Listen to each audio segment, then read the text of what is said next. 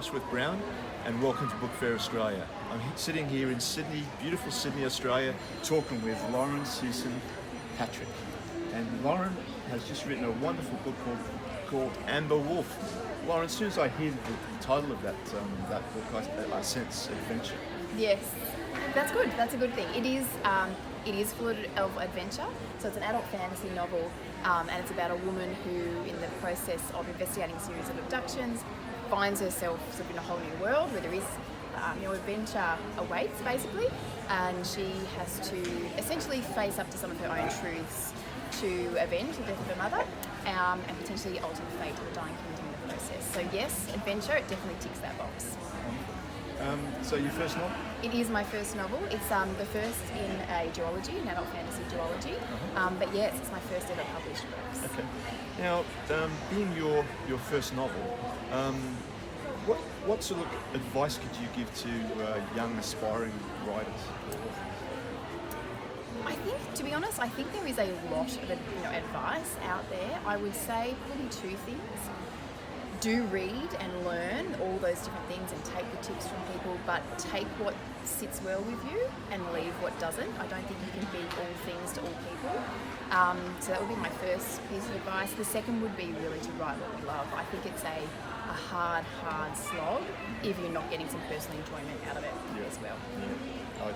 Believe me, I understand.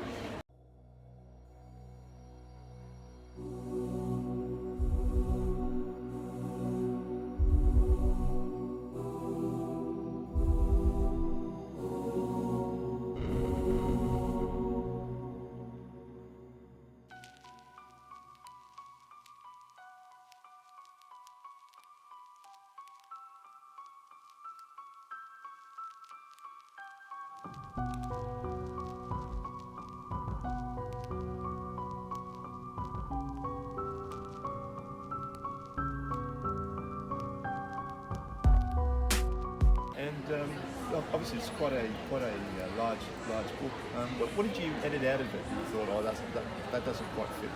So I think I just wrote it first, in terms of I just went all the way through the draft until I got to the end. What I did have to go back and do some work on was in that, they sort of talk about the murky middle and sort of tighten some of that up. And what I had to get rid of was some of the scenes that I really loved. I really enjoyed them, but they weren't quite pulling their weight enough in terms of actually pushing the plot or the characters forward enough. And I had to cull those out. There's a saying, you probably know, kill your darlings. I had to buy myself a t-shirt that says kill your darlings, just to remind myself that some things just have to go. So I took those out. Okay, do you think that an author can be successful if they don't feel emotions strong? Yeah, look, I do. I think for me personally, I like the emotion in a story. I do use that to connect with a story. But I do think that people experience emotion very differently, and I think authors write and also experience emotion differently. And I think providing that there is, that there's something in there that grabs the attention of a reader and keeps them engaged with the character, whether that's high emotion or low emotion, yes, I do believe that somebody can do that.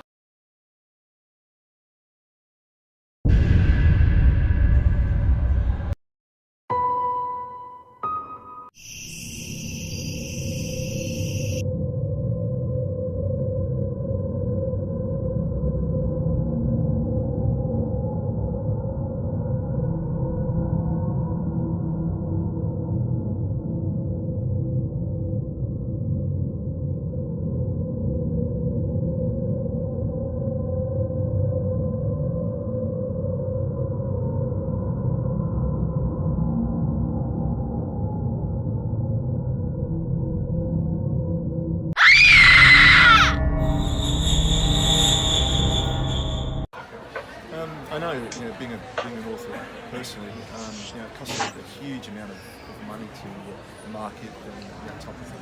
What do you think is the best money that you've ever spent being an author? That's a very easy one actually for me. So the cover design, which I obviously had input into, but I can't claim that I was clever enough to create it all by myself, and editors.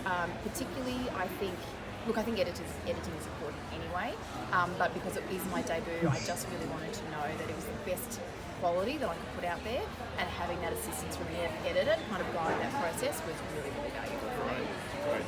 And being your first novel, does your family support you? They are, yeah, very much so. Very much so. My kids love it. They're not old enough to read it yet. I promise them when they're 18 they can read it. But they're very, very supportive, as are my parents and my partner. Very much so. It takes a lot of time, doesn't it? It does take a lot of time. Especially sort of like having a family to look after and slogging it out in front of a computer and of course research. That's actually an enormous amount. Yeah, absolutely. So it's quite a nice thing, I think. Something for me that was really powerful for them was actually that they can see you chasing your dreams. I was really hesitant to start that at first. You have this sort of thing a bit sometimes as a parent about, do I have the time to do that? Is it okay that I do that? A lot of guilt, I think, comes with that. But actually showing them that you can sit down and follow your dreams has also been quite powerful. And to see them excited about something that I'm excited about is really lovely. Yeah. I know when I first wrote my first novel, I told my kids I was writing a novel, and they turned around and said, "Oh yeah, Dad, sure, righto."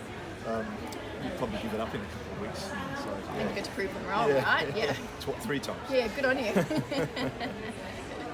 So, if you could choose an avatar or a mascot for you as a writer, what would it be?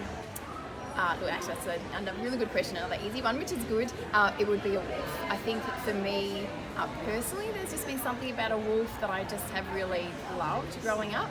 There is obviously a wolf theme in this one. And my kids now, even though they see on the TV, it's such a, "Hey, Mummy, there's another wolf, look at that." So yes, definitely a wolf. Any twists and turns?